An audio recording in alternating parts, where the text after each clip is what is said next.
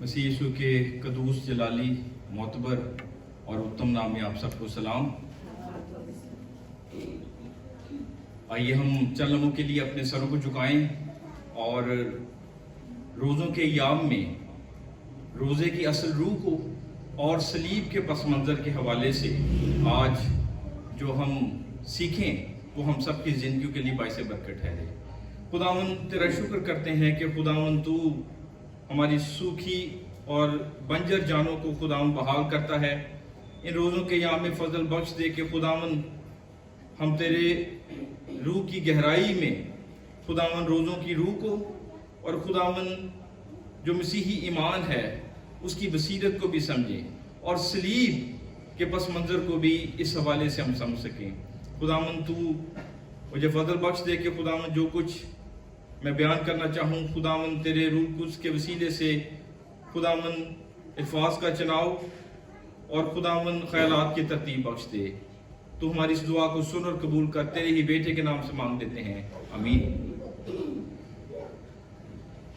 हवाला जो है वो है यूहन्ना की इंजील, उसका 3 बाब और उसकी 12वीं आयत। कलाम अक़दस में कुछ यूं लिखा है, बच्चों को कंट्रोल करे तो सिर्फ एक आयत देखेंगे। यूहन्ना रसूल की मार्फत लिखी गई इंजील, उसका 3 बाब और उसकी 12वीं आयत। अगर किसी को मिल गया है तो मेहरबानी से वो पढ़ दें। जब मैंने तुमसे जमीन की बातें की और तुमने यकीन नहीं किया, तो अगर मैं तुमसे आसमान की बातें कहूँ तो क्यों का यकीन करोगे? और आसमान पर कोई नहीं चढ़ा सिवाय उसके जो आसमान से उतरा, यानी इब्ने आदम जो आसमान में है।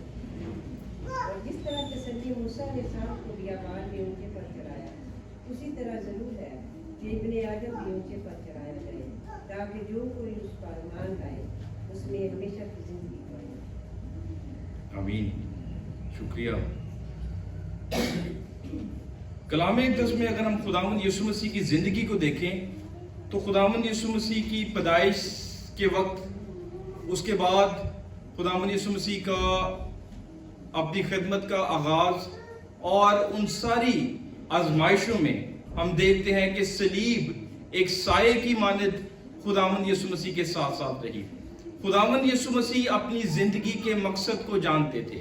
उन्होंने कभी भी सलीब का इनकार नहीं किया, क्योंकि वो जानते थे कि वो इसीलिए गोश्त और पोस्ट को पहनकर इस ज़मीन पर आए हैं ताकि वो इंसान का फिदिया और वॉलंटियरली उस डेथ को जो है सलीब पर सहें। रोज़े जो हैं इसके पस मंजर में भी सलीब का एक बड़ा गहरा ताल्लुक हमें नजर आता है। अगर हम 4-5 नुक्तों के हवाले से रोज़ों को जानने की कोशिश करें कि इसके अंदर भी हमें सलीब के मफ़हूम और मानी तलाश करने में ज़्यादा मुश्किल पेश नहीं आएगी। पहला नुक्ता, रोज़ा दिखावे का नहीं, और रोज़े में हमें अपने शख्सी ताल्लुकात को मज़ीद गहरा करने और उसकी मर्जी को अपनी ज़िंदगी में पूरा करने की ज़रूरत है। पहला नुक्ता यह है कि जिस तरह हम खुदावंद यीशु मसीह के हवाले से पढ़ते हैं कि खुदावंद यीशु मसीह के हवाले से पौलुस रसूल फिलिपियों के खत में कहता है कि फरमंबरदारी, वो यहाँ तक फरमंबरदार रहा कि उसने मौत बल्कि सलीबी मौत को गवारा किया। और ओबीडियंस यही तकाजा करती है कि हम खुद जब्ती को सीखें, हम इस बात को सीखें कि हमने दिखावे को, तसन्नो को, नमूदो नुमाइश को और इन तमाम चीज़ों को अपनी ज़िंदगी से दूर करना है। खुदावंद यीशु मसीह ने कहा कि अगरचा वो अमीर था लेकिन वो हमारी खातिर गरीब हो गया, और उसने उन तमाम चीज़ों को पसे पुश डाल दिया। वो जो कि तीसरे आसमान पर अपने बाप के साथ तमाम चीज़ों को पैदा करता है, वो जो कि एक बादशाह के तौर पर और एक तख्लीक कार के तौर पर, एक कलमे के तौर पर, जिसको ग्रीक कहते थे लोगोस, वो कलमा था जो अपने कुदरत के कलाम के वसीले से तमाम दुनिया को संभालता था। उसने इस जमीन पर आना اس لیے مناسب جانا تاکہ باپ کی مرضی کو پورا کرے۔ اس لیے روزوں کے ایام میں جو پہلا نقطہ ہے وہ یہ ہے کہ اپنے شخصی تعلقات کو خدا کے ساتھ بہتر کرنے کی ضرورت ہے، اور جب ہم دعا کریں، روزہ رکھیں، تو اس کے ساتھ ساتھ ہمیں چاہیے کہ ہم فرمانبرداری کو خدا کے کلام کے مطابق جو کلام ہم سے تقاضا کرتا ہے اس فرمانبرداری کو اپنی زندگی میں لیں۔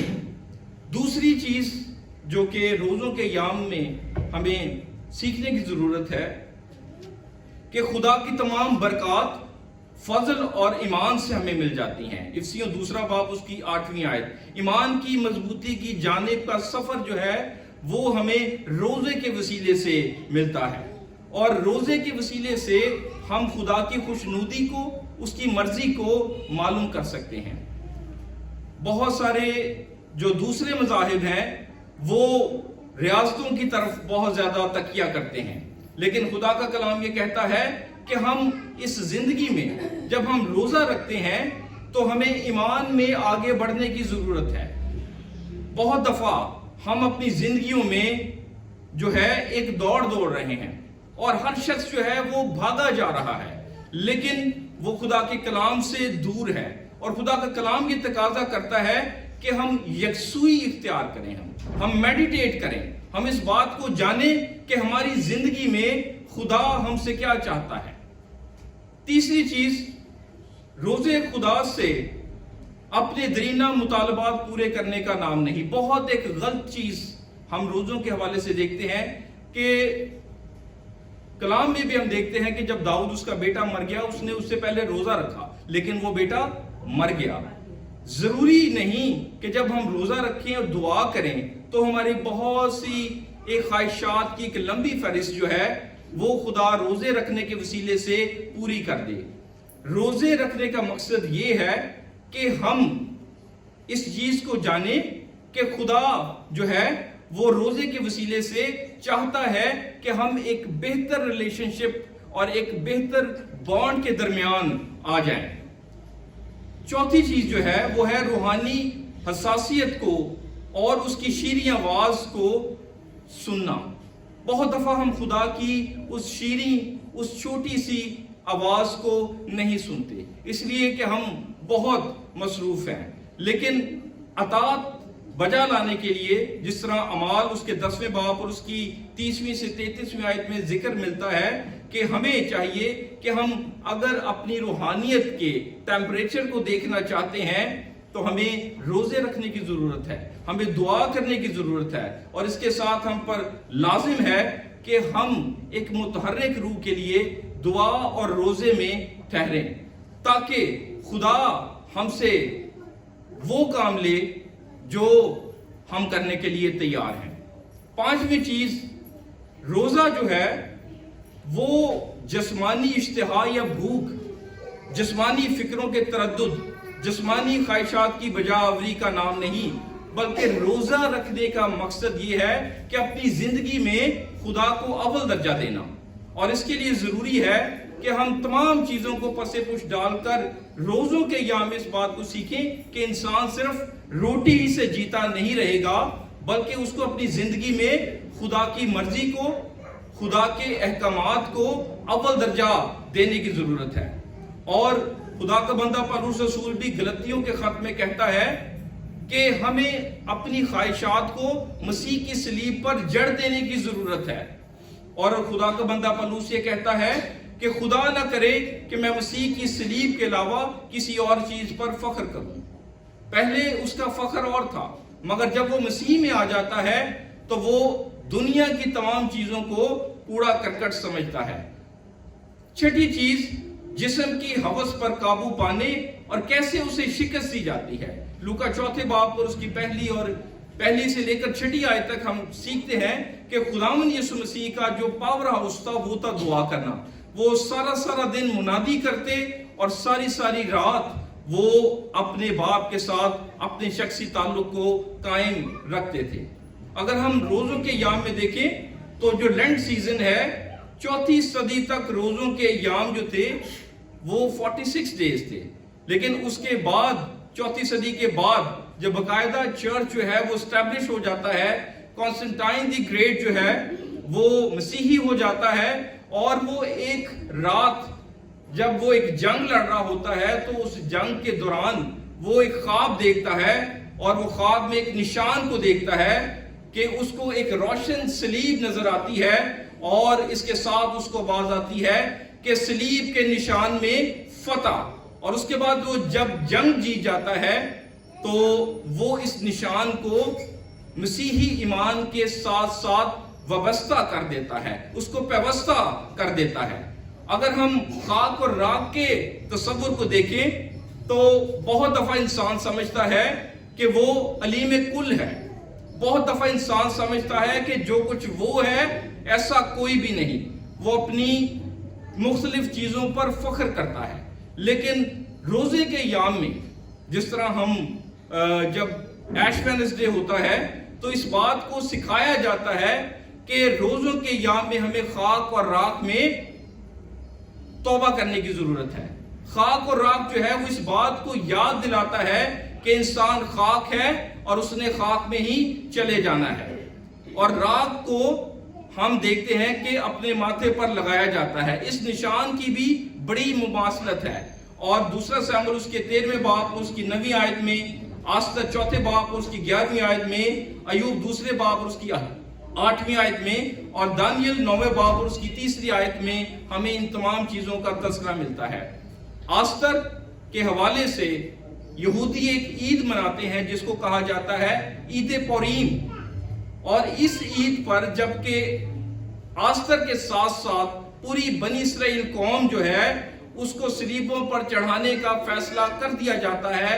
बादशाह जो है वो अपने शाही हुक्म और फरमान में उनके लिए सलीबों का हुक्म दे देता है, लेकिन आस्तर जो है वो अपनी जान को जोखिम में डालकर वो कहती है कि रोजा रखो ताकि ये बलाए नागहानी हम पर से टल जाए, और सारी कौम जो है वो रोजा रखती है। और उस हवाले से हम देखते हैं कि जब यहूदी इस ईद को मनाते हैं तो वो याद करते हैं कि किस तरह खुदा ने आस्तर मलका के वसीले से उन सलीबों को उनकी जिंदगियों से दूर किया।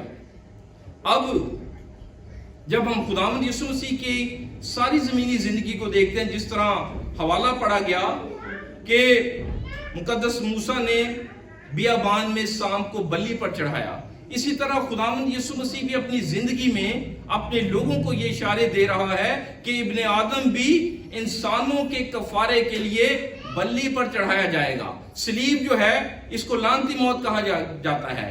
पुराने अहदनामे में सलीब को कहा गया है कि फांसी या दरख्त पर लटका देना, चिलीपा इसके लिए लफ्ज इस्तेमाल हुआ है। और जो यहूदी जो थे वो इसको शरई तौर पर सलीब देते थे। खुदावंद यीशु मसीह को शरई तौर पर सलीब दी गई, इसलिए खुदावंद यीशु मसीह का जो एक कपड़ा है वो नहीं उतारा गया। लेकिन रोमी जब किसी को कैपिटल पनिशमेंट देते थे तो वो उसको अल्फ नंगा करके उसके सारे बदन को नंगा कर कर उसको सलीब पर चढ़ा देते थे। और कलाम हमें बताता है कि सलीब की जिंदगी जो है, सलीब का जो मजर है, सलीब का जो साया है वो खुदावंद यीशु मसीह के साथ रहा। खुदावंद यीशु मसीह ने कई तरह से सलीब के उस अलम को, उस दुख को, उस अजियत को अपनी जिंदगी के अंदर लिया। हम पहली देखें कि पहला नुक्ता यह है कि खुदावंद यीशु मसीह के शागिर्द जो हैं वो खुदावंद यीशु मसीह को छोड़ जाते हैं। पतरस जो है वो कहता है कि खुदा न करे कि तू ये काम करे। यहूदा जो है वो उसको मसीहा समझकर पकड़वा देता है। चरवाहे को सारी भेड़ें छोड़कर परगंदा हो जाती हैं। अब यीशु मसीह का अपनी कौम को छोड़ देना, ये कितने दुख की बात है कि यीशु मसीह को बतौर मसीहा उसकी कौम ने छोड़ दिया। अब यीशु मसीह की पैदाइश के वक्त ही कमसिन बच्चों को हेरोदिस ने खून से नहला दिया। उसके बाद एक हामिला खातून को दूर दराज मिस्र का सफर तय करना पड़ा, और आगे चलकर जो कोहे कलवरी तक का जो रास्ता है वो दुखों और अजियत का निशान है। हपालियत जो कि तीसरे सदी के अंदर एक मौरख है, मसीही मौरख है और एक प्रेस्बिटर है, वो ये बयान करता है कि जब बच्चे को बपतिस्मा दिया जाता था या जब उसका इस्तेकाम होता था तो प्रेस्बिटर जो था वो उसके माथे पर सलीब का निशान बनाता था और वो उसको कहता था कि इस सलीब के निशान के वसीले से फतह। अगर हम निशान की बात करें तो जो यहूदी परचम है उसके अंदर डेविड स्टार है जो 6 कोनों वाला सितारा है। ये सितारा जो है ये भी खुदा की बादशाही को, मसीहा की बादशाहत को, ताअब उसकी बादशाहत को जाहिर करता है। इसी तरह अगर हम मुख्तलिफ निशानों को देखें तो जो मार्क्सिज्म है उसके अंदर दरांती और कुल्हाड़े का जिक्र मिलता है। जो दलाई लामाज है, जो गौतम बुद्ध है, उसको जो कमल का फूल है उसके अंदर बैठे हुए दिखाया जाता है। इसी तरह मसीहों के पास बहुत सारे ऐसे निशानात थे जो वो रख सकते थे, लेकिन मोरखीन ने, उस वक्त के जो लीडर्स थे, पहली, दूसरी, तीसरी, चौथी सदी तक जबकि चर्च एस्टैब्लिश नहीं होता, वो इस बात को हमेशा अपनी जिंदगी में रखते हैं कि सलीब हमारी जिंदगियों का मंबा और माखिस है। अगर हमारे अंदर शख्सी राष्ट्रबाजी का भूत सर चढ़कर बोलना शुरू हो जाए तो डॉक्टर जॉन डब्ल्यू स्टार्ट, उसकी किताब है मसीह की सलीब, या आपको MIK से मिल जाएगी। ये बड़ी खूबसूरत किताब है जिसमें सलीब के नजरिए और सलीब के पस मंजर को बयान किया गया है। वो ये कहते हैं हमारे ही गुनाहों ने उसे सलीब पर चढ़ाया, चुनाचे हमें फूलने का मौका फराहम करना तो दूर की बात है, ये सलीब हमारी रास्तबाजी के गुब्बारे से हवा निकाल देती है। हम उसके सामने सिर्फ शिकस्ता रूह और झुके हुए सर के साथ खड़े हो सकते हैं और उस वक्त तक खड़े रहते हैं जब तक खुदावन हमारे दिलों के साथ माफी का कलाम करके हमें कबूल ना कर ले। इसी तरह अगर हम एक और चीज देखें तो कम से कम दूसरी सदी से लेकर मसीही ईमान की तस्वीरी इलामत के तौर पर ना सिर्फ सलीब की शक्ल बनाते, पेंट करते और कंधा करते, बल्कि अपने और दूसरों के ऊपर सलीब का निशान भी बनाते थे। इस अमल के पहले गवाहों में तरतलियान, जो कि एक मुरिख है, उसका ताल्लुक शुमाली अफ्रीका से था, वो वकील और माहिर इलाहियात था। उसका जमाना दूसरी सदी ईस्वी है। वो कहता है हर कदम आगे बढ़ने और हर हरकत पर अंदर आते और बाहर जाते वक्त, कपड़े और जूते पहनते वक्त, नहाते वक्त, मेज पर बैठते वक्त, चिराग रोशन करते वक्त, चारपाई पर लेटते वक्त, नशिस्त पर बैठते वक्त, रोजमर्रा जिंदगी के अहम मामूलात अदा करते वक्त माथे पर सलीब का निशान जरूर बनाते हैं। इस तरह 16वीं सदी का एक एंग्लिकन थियोलॉजियन है जिसका नाम रिचर्ड हुकर है। वो कहता है कि उस वक्त के बहुत से बेदीन लोग जो थे वो मसीह की सलीब का मजाक उड़ाते थे और वो कहते थे कि इब्तदाई कलीसिया ने किसी और खारजी निशान की बजाय सलीब की निशान का इंतखाब क्यों किया। मसलन बपतिस्मे के वक्त जिससे दुनिया आसानी से इम्तियाज कर सके ये कौन है। उसे प्यूरिटन फिरके की तरफ से सीधे और साफ इतराजात की भी खबर थी। वो कहते थे कि रसूलों के जमाने में खुदा की कलीसिया सलीब का निशान बनाने और इस किस्म के पोपाई ढकोसलों से कतई ला इल्म भी थी। वो इसको इस्तेमाल नहीं करना चाहते थे। इसके अलावा खतरा था कि उनके साथ तोहमात वाबस्ता थे और वो उसका गलत इस्तेमाल करते थे।